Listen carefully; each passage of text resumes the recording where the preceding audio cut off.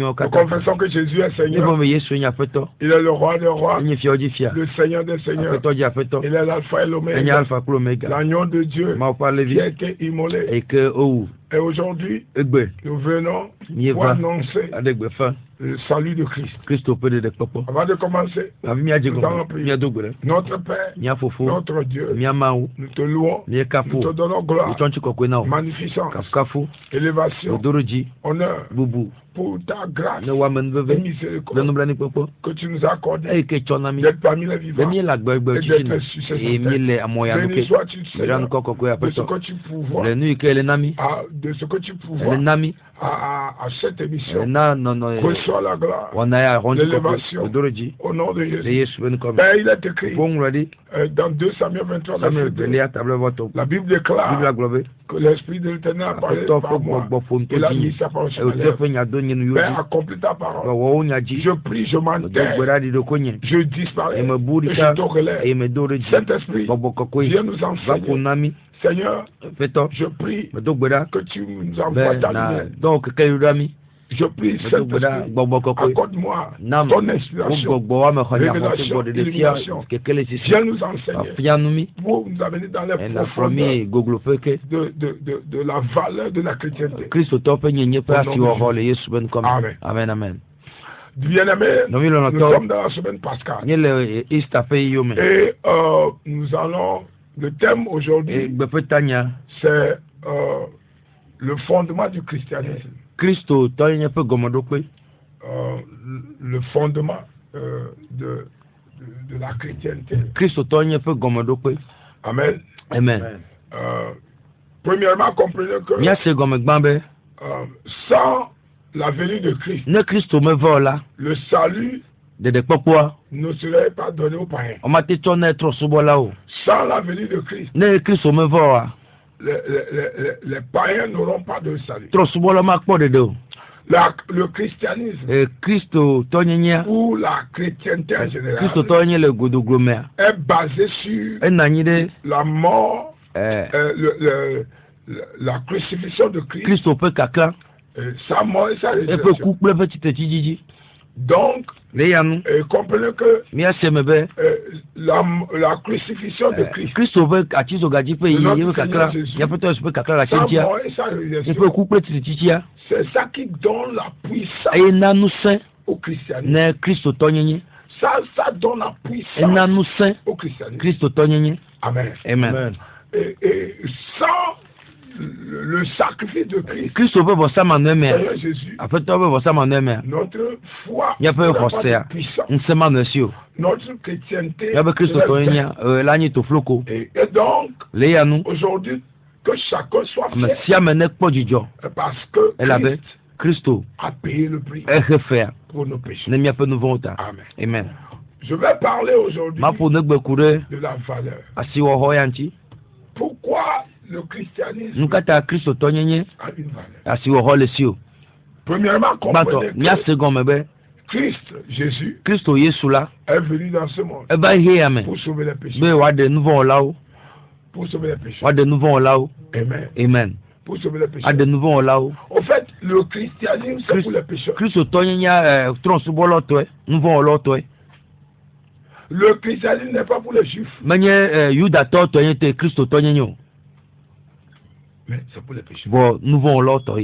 Amen. Amen. Et donc aujourd'hui, nous devons comprendre qu'il y a un point très crucial.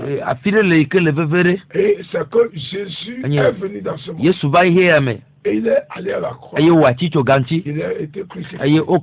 Il est mort. Il est ressuscité. Pour donner la valeur à l'adoration de Dieu et à la croyance en Christ. Le Christ dit. Et il a donné la force. Aujourd'hui, nous allons parler vraiment de certains points. Premièrement, pourquoi le christianisme a une puissance? Premièrement, parce que Jésus est venu dans ce monde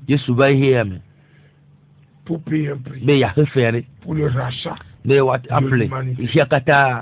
Amen. Amen. Qui est Jésus de Nazareth? Jésus de Nazareth. Petit homme. Jésus de Nazareth est le Fils unique de Dieu qui a vécu avec Dieu dans l'éternité, dont et qui est venu dans ce monde comme un simple homme. Amen. Deuxièmement, qui est Jésus? Jésus de Nazareth. Jésus Nazareth. La Bible dit dans Jean chapitre 1 verset 9. Jean-Baptiste a appelé Jésus. Voici l'agneau de Dieu qui ôte le péché. En d'autres termes, Jésus de Nazareth est l'agneau de Dieu déjà immolé dans le monde spirituel et qui vient pour accomplir l'immolation physique, puisque la loi spirituelle, le spirituel vient avant le physique. Dieu opère du spirituel. Alléluia. Donc nous devons comprendre que Jésus-Christ est l'agneau de Dieu. L'agneau de Dieu. Écoutez-moi, il y a une différence entre agneau de Dieu et agneau des hommes. Dans l'Ancien Testament, les hommes utilisaient l'agneau des hommes. Mais l'agneau de Dieu vient de Dieu. L'agneau de Dieu vient de Dieu. Et cet agneau a l'autorité, la puissance de racheter par son sacrifice toute l'humanité. Pourquoi? Parce qu'il est un agneau de Dieu. Amen. Il est un agneau de Dieu. Amen. Jean-Baptiste, ça n'a pas été caché. Ayant vu Jésus, il déclara, voici l'agneau de Dieu qui ôte le péché. Amen. Alléluia. Amen. Comprenez aujourd'hui que nous sommes dans le temps prophétique pascal. En réalité, la Pâque pour nous, les chrétiens, doit être plus fêtée que parce que c'est ça le fondement de notre foi. C'est ça la valeur de notre chrétienté. C'est la force du christianisme. C'est ça qui met la différence entre le christianisme et les autres. Praise the Lord. Alléluia. Et donc, comprenez aujourd'hui que Jésus est venu et il est mort à la croix. Qui est Jésus? La Bible déclare dans Jean 3:7, Dieu a tant aimé, et il a donné son fils afin que quiconque croit ne périsse pas, mais il est la vie. La vie éternelle.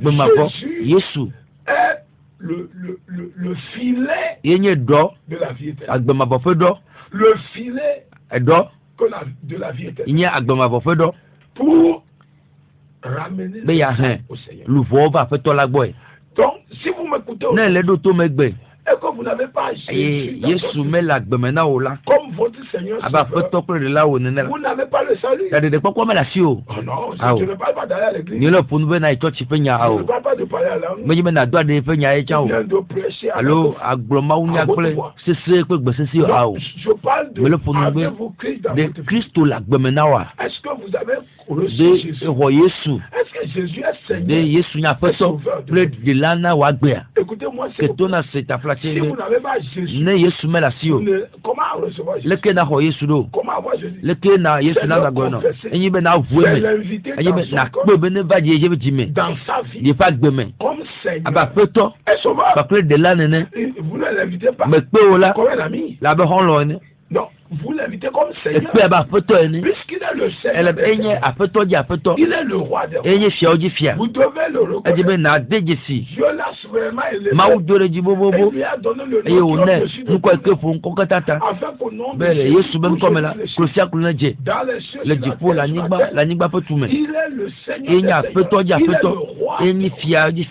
Si vous n'avez pas Jésus, écoutez-moi, vous n'êtes pas encore sauvé. La vie éternelle, vous ne l'avez pas. Mais la sio. Amen. Amen. Amen. Amen.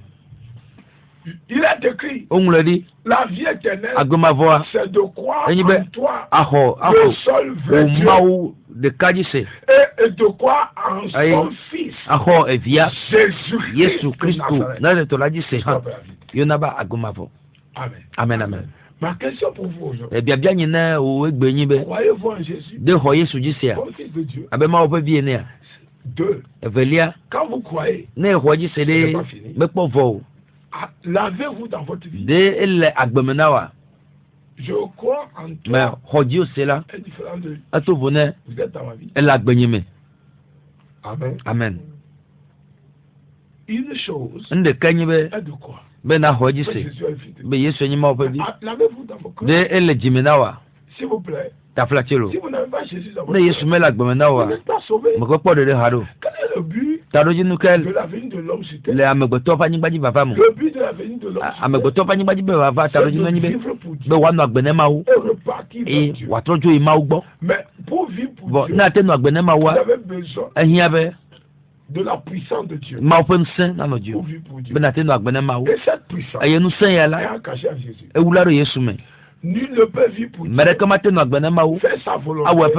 S'il ne reçoit Jésus, peut-être que vous êtes à l'église. Ou bien vous vous dites chrétien. Vous-même, vous n'êtes pas encore chrétien. Je vous invite à donner votre vie à Jésus. Écoutez-moi s'il vous plaît. Quiconque reçoit Jésus véritablement, réellement, aura la force sur le péché. Alléluia. Amen. Puisque Jésus a pris des gens, a sauvé des gens, les 12 apôtres, qui étaient des pécheurs, mais ils sont devenus des justes. Pourquoi? Parce qu'ils ont cru en Jésus. Alléluia. Amen. Bien-aimé, croyez-vous en Jésus? Est-ce que vous l'avez reçu? Si vous ne le recevez pas, vous n'aurez jamais la force de pécher. Il y a des gens qui disent je me bats de mes propres pour vaincre le péché. Mais je n'ai pas pu.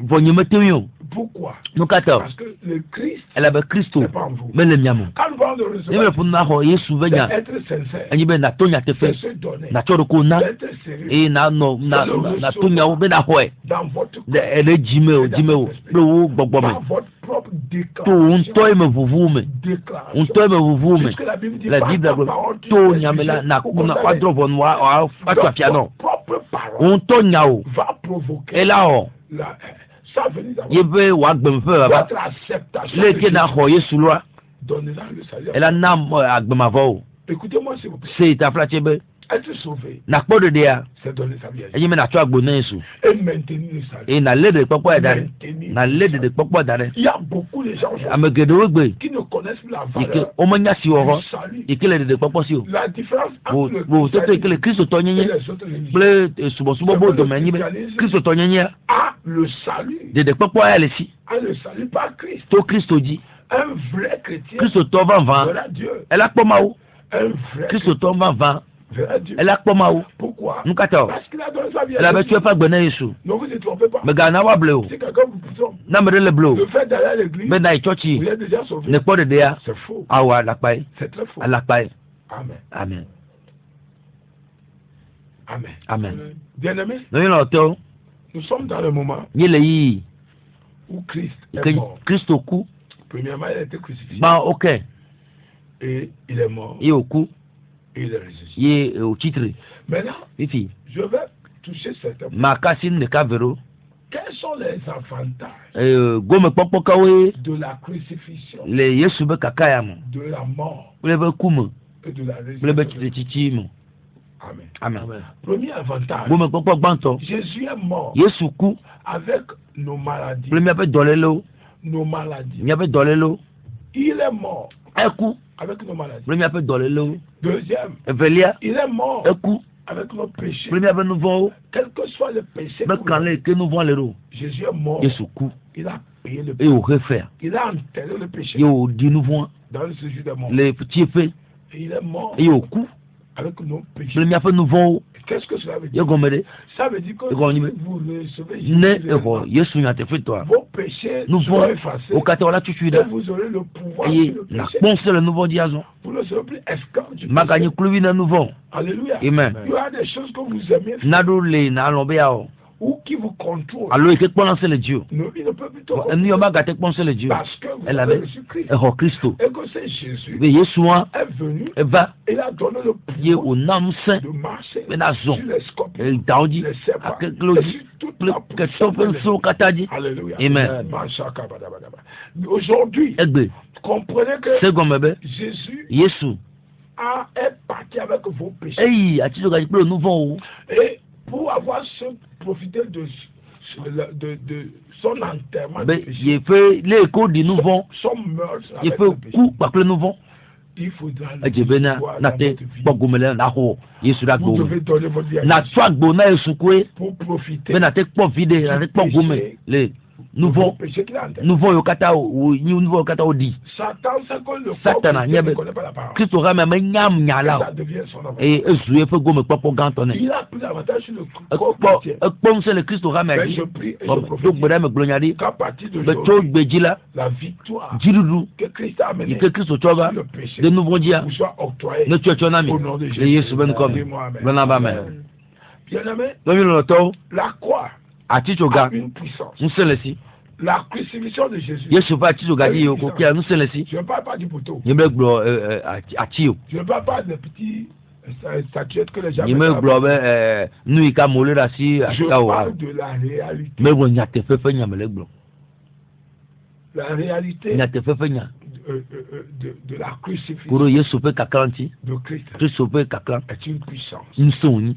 Est une puissance. ŋusẽ wònyi Est une puissance. ŋusẽ wònyi La Bible dit bibla gblɔ be dans 1 Corinthiens 1, Korinto gbãtɔ tagba keke wònyi il a dit la Egbe. prédication de la atiso croix ga dzi ƒe ŋutinya est une puissance enye ŋusẽ pour tous ceux qui ne croient. amewo katã xɔ dzi se Alléluia. Amen. Pour nous qui croyons. ne míawo ke xɔ dzi se la Mais c'est une folie vɔ nya ɖaʋanu pour tous ceux qui ne ne comprennent. amewo ke mele sena ɖeke ŋutɔ gɔme Praise the Lord. aleluya Donc Jésus à la croix Yesu le atiso ga a ŋutia amené etsɔ vos péchés, miaƒe nu vɔwo mes péchés nu vɔ nyewo à la croix. yi atiso ga ŋuti Il a cloué. ye wòkɛ Quand on le clouait, yi ke wole kɛ la on clouait le péché. wole ka nu vɔ Quand on clouait, yi ke wole ka on le Yesua clouait wole kɛ par le péché. wokɛ kple nu vɔ Alléluia. amen Et quand il est mort, yi ke wòkua il est mort avec le eku péché. kple nu vɔ ya Quel péché? nu vɔ ka o Nos péchés. yabe nu vɔwo Nos péchés. yabe nu vɔwo Nos offenses. yaƒe dzidadawo Il est parti. xɔ dzidzo eyi kpli Bien-aimé, elɔlɔtɔwo aujourd'hui, egbe je vais vous demander baba ma biɔ sebe quel péché est dans votre vie. nu vɔ kɛ le agbeme na o Il est temps que vous donnez votre vie à eyi Jésus. deme na tsɔ agbo ne Yesu Si vous donnez votre vie à ne Jésus, tsɔ agbo ne Yesua vous n'allez pas regretter. ma ve na ogbe ɖo Vous n'allez pas regretter. ma va ve na ogbe ɖo Parce que Elle la avait- Bible déclare, biblia gblɔ be la parole de Dieu dit, mawu nya gblɔ be quiconque ame sia ame reçoit le yi ke Seigneur xɔ aƒetɔ la comme Seigneur abe sauveur aƒetɔ kple ɖela enea sera sauvé. ela kpɔ ɖeɖe Praise the Lord. aleluya C'est pourquoi aujourd'hui, elema ta egbe nous devons comprendre míase gɔme be que Jésus Yesu Kristo a été enseveli wodii avec nos péchés. kple míaƒe nu vɔwo ton alo nelia. Jésus a été enseveli. Yesu là. On dit que n'y a pas fipodéo. N'y a pas fipodéo. Galata meton. Christ est mort. Et Christ au cou. Et il a été à la croix. Oui, à Tito Ganchi. La Bible dit. Bible a globé. Christ nous a racheté de la malédiction. Christ au premier, c'est la fipodé. Il faut n'y fipodé nami. Car il est écrit. La bonne l'a dit. Maudit soit quiconque pendu au bois. Mais que au Canadien qui a profité. Abraham fait yaïra. Et pour les païens. Wava trosobola dit wate va mener trosobola. Et que nous recevions la foi. L'esprit de la foi. Qui a été promis. Et que au dongbe. Bien-aimé. Non to. Il a crucifié. OK. Votre malédiction. Ka fipodé ou. Je ne sais pas quelle malédiction. Il y a fipodé et que ba les conseils le dit. Mais c'est illégal. Bon. Mais le te faux. C'est illégal. Mais le te faux. C'est illégal. Mais le te faux. Alléluia. C'est illégal. Mais le te faux. Vous voyez? Et quoi? C'est illégal. Mais le te faux. Il faut que vous connaissiez votre foi. Nanya Jenao. Là où vous êtes. Si vous donnez votre vie. Ne tu as bonnet soit. Vous le donnez pour que la malédiction soit effacée. Tu as bonnet wa tu fipododa. La malédiction c'est la force qui contrôle. Nous se barraquer le conseil le jimeredi. C'est la malédiction familiale. Pour me faire fipoder, pour me faire saint, pour me bobo. Qui contrôle le conseil le jimekataji. Pour exercer le mal. C'est pourquoi aujourd'hui, il nous incombe de nous réveiller et de prendre en main et de prendre en main notre droit d'exiger notre droit. Alléluia. Amen. La croix, Jésus à la croix a dégagé une puissance. Et cette puissance est plus forte que la malédiction. La preuve, c'est que c'est à la croix que les morts sont ressuscités. La voix de la tente a été vous voyez, c'est une puissance qui a opéré à la croix. Les saints sont ressuscités. Pourquoi? Parce que la puissance de la croix est rentrée dans le tombeau des saints. Il y a une force que le Seigneur a menée à la croix. Et cette force détruit les malédictions. Détruit le péché. Détruit tout ce qui est. Alléluia. Amen. C'est très important. Alléluia. Aujourd'hui, qu'est-ce que Jésus a amené à la croix? Il a amené notre pauvreté. Dans 2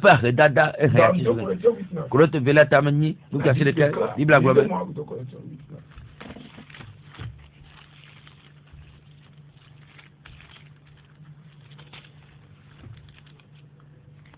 Ela bena nye nya miafeto Yesu Kristo fe amanove bena ke sinoto onye hafi ke miaunchi ova dahedo bena miaula miato efe ahedada la me azu ke sinoto. Amen. Amen. 2 Corinthiens 8 verset 9. Car vous connaissez la grâce de notre Seigneur Jésus-Christ qui pour vous s'est fait pauvre et de riche qu'il était, afin que par sa pauvreté vous fussiez enrichis. Amen. Amen. Bien-aimé, la richesse que sinon tonyenye alotiko po Kristo tobe que sinon tonyenye a été relâchée à la croix. Atiso gaje o de do gole. La bénédiction Yaira d'un enfant de Dieu. Ma vive yaira est relâchée à la croix. Otuke la tiso gaje. Votre pauvreté Ahedada wadi. est enterrée, Odie crucifiée. aucun Pourquoi vous êtes d'accord pour c'est illégal. Mais le mot, mais le tefu. Ahedada fo gbogbo. Ike le conseil le yadia. Egbea. Mais le tefu. C'est la pauvreté qui engendre. Ahedada dina fenu. C'est la pauvreté qui engendre les manques. Et dina hia. Continue. Hia de di. Cet esprit est maudit. Gbogbo wa fu fide. Et je déclare il me degbe fa. que tout esprit Be gbogbo de seri. Ikanya ahedada to. Ike le conseil la gboya. Les plus beaux et il n'y a pas de Amen. Bien-aimé, Amen. Yesu Christo. Et bah hier mais. Sa mission. Il fait de dasi. C'est de ramener son peuple de Dieu. Il y a un mot pour Dieu. Il y a un nabi vient au cas. Le peuple de Dieu à Dieu. Ma faut du quoi au cas vraiment. On mata. La Bible dit. Bible a globé. Dans le chant 14. Il y en a ta on écoute que matin. Yesu. Et y a mola. C'est-à-dire le chemin de la réconciliation. De cas au peu mo. Il est ma au quoi me beto dome. Et y a mola. Et donc par moi. To dinye là. Trouver Dieu. Il y a te pas ma ou. Par moi. To dinye là. Il y a te gede. Il peut après même. Il va tirer pe la main. Yesu. Nyenye mola. Ce qui veut dire que si vous voulez aller vers Dieu, de mito dinye. Alléluia. Amen. Jésus est le chemin. Yesu nye mola. Jésus est le chemin. Yesu nye mola. Quel chemin? Le chemin de la vie éternelle. Agbama fe mo. Le chemin de la bénédiction. Ya ya fe mo. Le chemin de la prospérité. Enu jeje na me fe mo. Jésus est le chemin nye mola qui mène au Père. Il faut la gbo. Je ne sais pas quel chemin vous avez. Il y a moi et quel assis. Je vous conseille. Va me chrono be. La trova. Au chemin de Jésus. Yesu peut mo di. Dis-moi amen. Amen. Bien-aimé. Non to. Nous devons comprendre que Jésus à la croix Yesu la tiso gadia a pris tout ce que nous avons comme mal. De siere kanye vont e hokata. Il a pris la crucifié. Quand ce n'est pas facile. Mais le rodio. Parce que la Bible dit. La Bible a globé. Ame tchekoni. Il a vécu comme vous. Mais bon, il a expérimenté les choses. Bien-aimé. En cette facilité, les comprenez que le Seigneur, sa résurrection, sa mort, premièrement sa mort, et sa résurrection est un espoir. Jésus ressuscité, l'espoir de la restauration. Dans le développement, peut-être que vous m'écoutez complètement démoralisé. Et je veux quelqu'un là pour vous. Son nom est Jésus. Quelqu'un son nom est Jésus. Qui veut que vous soyez. Vous devez comprendre que quelqu'un a payé le prix de vos péchés afin que vous ne tombez plus dans ce péché. Amen. Amen. Alléluia. Amen. La Bible déclare en cette fin des temps. Il dit dans le temps ainsi. La fin des temps. Les gens auront de faux enseignements.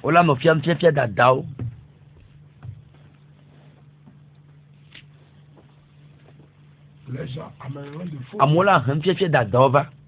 Et ces enseignements seront contre le salut de Dieu.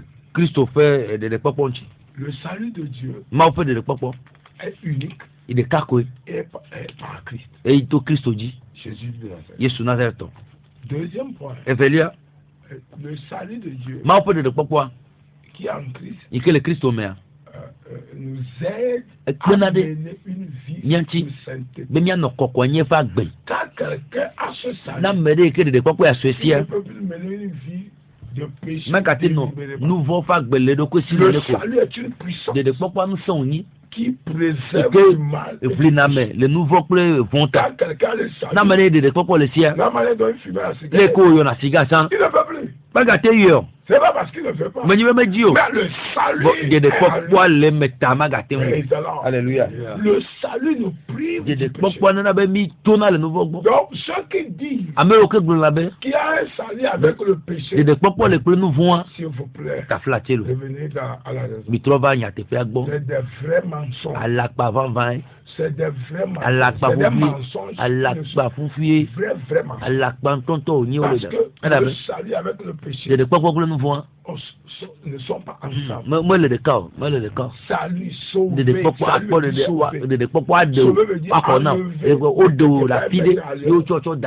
Alléluia. Amen. On vous a levé du péché. De la chair. Vous avez en Christ.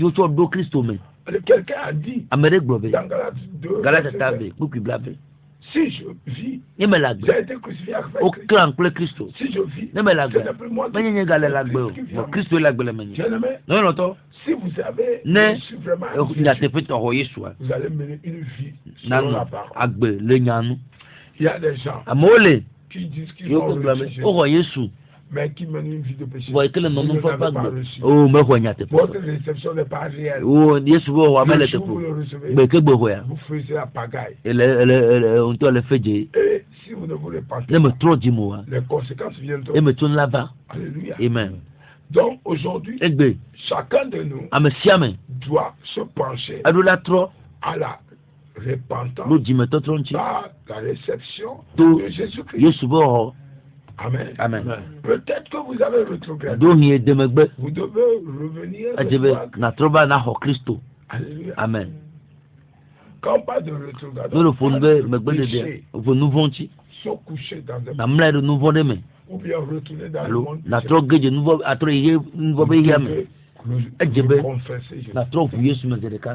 Alléluia. Nous sommes dans la fin des temps. Le retour de Jésus est imminent. Quel est votre choix?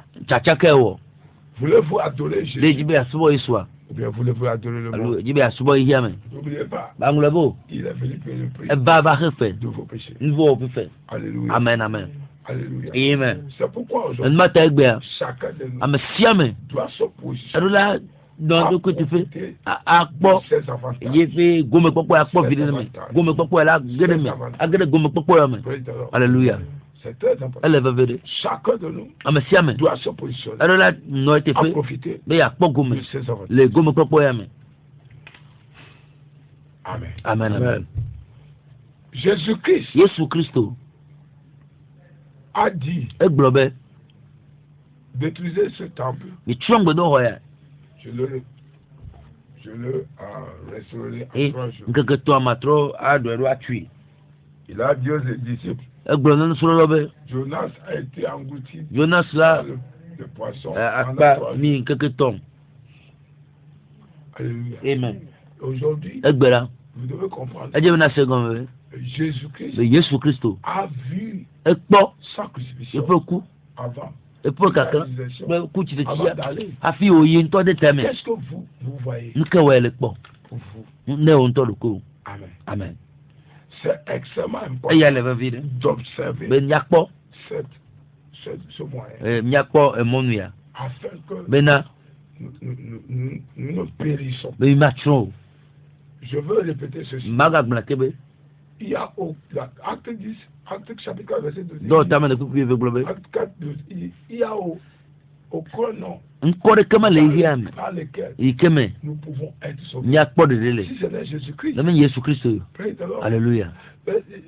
Soyons sincères. Il est venu à la croix pour payer le prix pour nos péchés. Il est allé à la croix pour manifester la miséricorde de Dieu. 1 Timothée chapitre 1, verset 15 et 16. 1 Timothée 1, verset 15 et 16. Amen. 1 Timothée 1, verset 15 et 16. Eye ojebe wa bena Kristo Yesu va hihia nous vont là-haut de gué amesi o dome menye gantole ke esianti opo nubla nuinam bena Yesu Kristo nade efe ji gbogbodi blewu kata afiale menye gban. Alléluia. Amen. Amen. Alléluia. Alléluia. 1 Timothée 1, verset 15-16. C'est une parole certaine et entièrement digne d'être reçue que Jésus-Christ est venu dans le monde pour sauver les pécheurs. Arrêtez-vous là-bas, s'il vous plaît.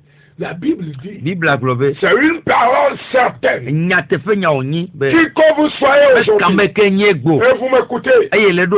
C'est une parole certaine. Que Jésus-Christ de Nazareth est venu dans ce monde. Non pour juger le monde. Non pour condamner le monde. Mais pour le sauver.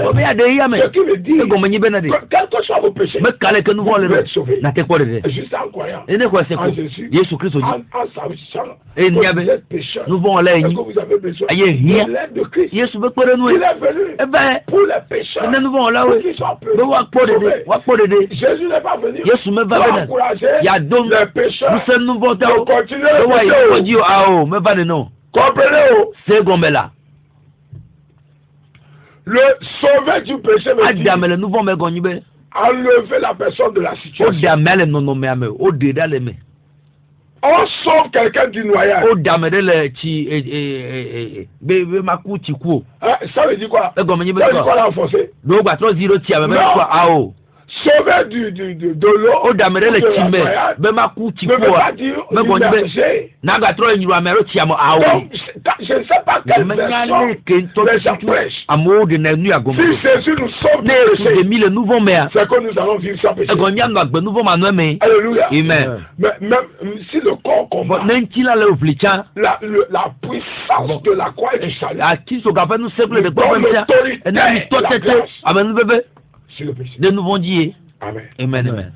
Jésus, il a dit c'est une parole certaine, rassurant, qui a de la valeur, accréditée, validée, réelle, incontestable, que Jésus est venu dans ce monde. Pour sauver les péchés. Mais il y a de nouveaux là. Toutes les religions confondues. Je connais que quelqu'un est venu dans ce monde. Appelez Jésus. Toutes les religions confondues. Amen. Amen. Ils savent que quelqu'un est venu dans ce monde. Leur problème. C'est qu'ils ne veulent pas l'appeler. Comme Dieu l'appelle. Comme il est destiné. C'est tout. Mais je veux que vous compreniez. Jésus est venu dans ce monde pour sauver les péchés.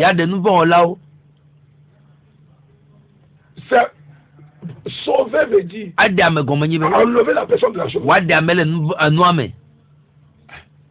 Mais si on sauve quelqu'un de l'eau, on ne peut plus voir la personne dans l'eau. C'est ça le salut. Si quelqu'un est sauvé du péché, on ne peut plus le voir dans le bois. Fumer la cigarette, boire de l'alcool, coucher avec les femmes, les hommes coucher avec les femmes. Il ne peut pas être chez les féticheurs. Il ne peut pas continuer à quereller. Non, vous n'êtes pas encore sauvé. Le salut, c'est que ceux dans lesquels le diable vous a mis, où vous voit, le monde vous voit, appelé péché. Quand vous avez reçu, on ne peut plus vous voir là-bas. Alléluia. C'est ça le salut. C'est ça le salut. Véritable salut de Christ. Et ça, vous n'avez pas besoin de vous battre. Vous avez besoin juste de le croire et de l'inviter dans votre vie. Et lui fera. Alléluia. Amen. Nous étions tous pécheurs. Moi qui vous parle ici, je suis un des grands pécheurs. Mais sans grâce m'a sauvé. Praise the Lord. Alléluia. Sans grâce m'a sauvé. Tous ceux qui m'entourent peuvent témoigner. Ceux qui me connaissent dans les passés savent que j'ai une nouvelle vie que Jésus m'a donnée. Que j'ai été sauvé du péché et de l'enfer. Bien-aimé, le vrai salut ne cautionne pas le péché. Ne pousse pas dans le péché. Si quelqu'un vous prête un salut et dans lequel il y a plus de péché, ce salut ne vient pas de Jésus. Ça vient de la personne même. Amen. Amen. Ça vient, oui, ça vient de la personne même. Puisque, réalisez-moi la version. Réalisez-moi ça. C'est maintenant qu'on va prêcher. C'est une parole certaine. C'est une parole véritable et entièrement digne d'être reçu, que Jésus-Christ est venu dans le monde pour sauver les pécheurs. Attendez là-bas. Il est venu pour sauver les pécheurs. Il est temps que chacun de nous cherche le secours de Jésus. Quelle que soit votre religion, vous voyez dans le péché. Partout. Cherchez Jésus. Vous pouvez chercher le. Peut-être que vous êtes chrétien. Mais vous vivez dans le péché. Vous n'êtes pas encore sauvé. Il y a des chrétiens non sauvés. Il y a des chrétiens sauvés. C'est ça la différence. Vous comprenez? Vous savez pourquoi? Il a dit dans Matthieu 25, le jour du jugement, je mettrai les brebis à bas et les moutons. Mais tous pensaient aller dans le royaume. Mais il y a les brebis qui sont sauvés. Les moutons qui sont pas sauvés. Vous savez que les brebis et les moutons sont similaires. Vous comprenez, non? Nous tous, on se semblait chrétiens. Mais seul l'Éternel connaît ceux qui sont vraiment sauvés. Ne vous y trompez pas. Jésus est venu dans ce monde pour sauver les pécheurs et non les justes. Si vous reconnaissez que vous n'êtes pas parfait, vous avez besoin de Jésus. Si vous reconnaissez qu'il y a un péché dans votre vie, vous êtes chrétien, dans ce péché-là, vous n'arrivez pas à sortir.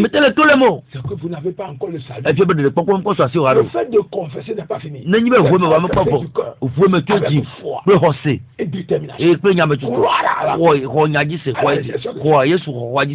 Il est mort dans la croix pour ce péché, pour votre délivrance. Donc, comprenez aujourd'hui que Jésus est venu pour sauver les pécheurs. Raison pour laquelle il a été à la croix. Il est mort. Il a dit tout est accompli. Et il est ressuscité. Alléluia. Amen.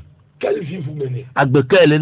Est-ce qu'il n'a pas un péché qui est votre maître? C'est-à-dire qu'il vous gouverne. Il n'y a pas un péché dans lequel vous vous battez, mais vous n'arrivez pas à sortir.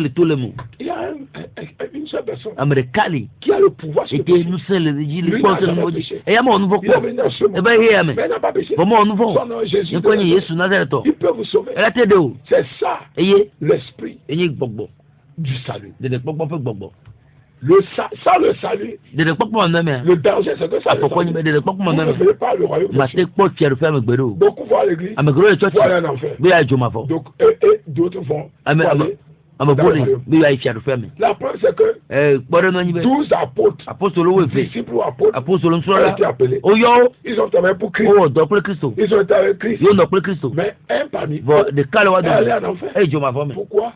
Parce qu'il n'a pas le véritable salut. Alléluia. Donc aujourd'hui, comprenez que le fait d'aller à l'église, c'est une bonne chose. Mais être sauvé est l'ultime. Amen. C'est pourquoi aujourd'hui je viens vers vous. Qui que vous soyez, et vous savez que vous êtes dominé par le péché. Jésus que j'ai rencontré peut vous délivrer. Le Dieu qui m'a fait va vous faire grâce. Je le connais. Je l'ai expérimenté.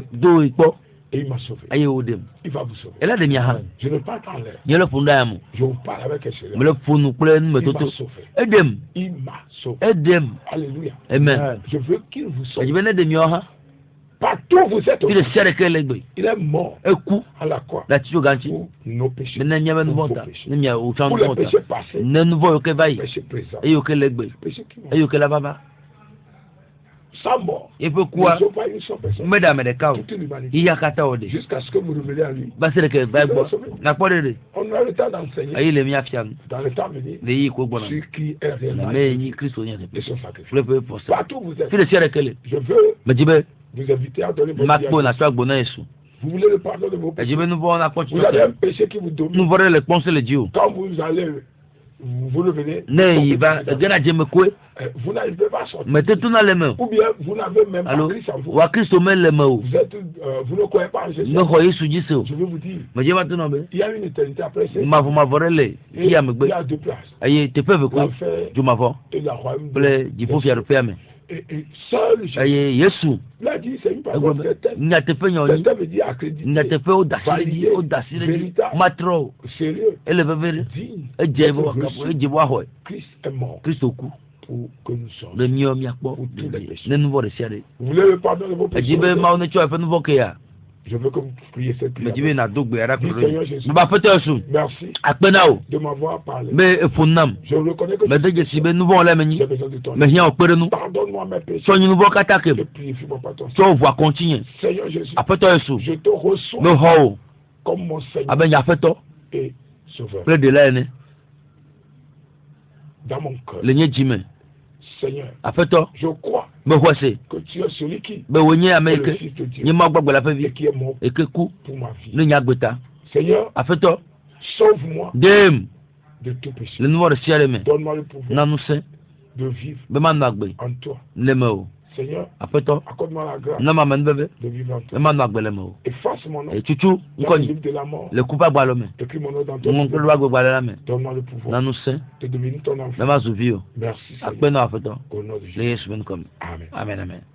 Si vous venez de faire cette ne dogbe ada. Avec sincérité. Ple nyatepea. Et honnêteté. Ple nyaoto toi. Le salut de Dieu. Ma opere de popo. Vous est accordé. Et tu es là. Aujourd'hui, je prie. Par l'autorité qui m'a été donnée. Par le Tout-Puissant. Je déclare que toute joug de péché. Qu'il soit brisé. Je prends autorité sur tout lien démoniaque. Force du péché. Et de l'enfer. Qui vous paralyse. Qui a l'emprise sur vous. Toute emprise. Aujourd'hui, on a qui au-dessus de tout. Qu'il soit brisé. Je déclare votre libération par le sang de la vie. Que le sang de Jésus vous libère. Et que tout acte de condamnation soit complètement effacé. Merci Seigneur. Au nom de Jésus. Amen. Amen, amen. Venez sur l'homme de Dieu. J'ai donné à Dadi. De l'église pentecôtiste. 6 ans juste derrière nous sommes dans cette festivité dans un réveil puissant intitulé la substitution à la croix. Nous continuons le réveil ce soir. Et nous finissons dimanche. Et le culte commence dimanche. C'est une grande fête pour nous. Parce que c'est ça qui fait le chrétien. Ce soir, nous aurons la veille à partir de minuit jusqu'à 2 heures. Le thème, c'est la descente de la gloire. Nous allons recevoir la gloire. Le prix qu'il a payé nous a envoyé la gloire. Nous allons proclamer vous soyez branchés, invitez des gens à partir de minuit sur ces antennes. Que Dieu vous bénisse. Vous voulez m'appeler, appelez-moi sur le 90 057 71. Que Dieu vous bénisse. Ben, merci. Au nom de Jésus. Amen.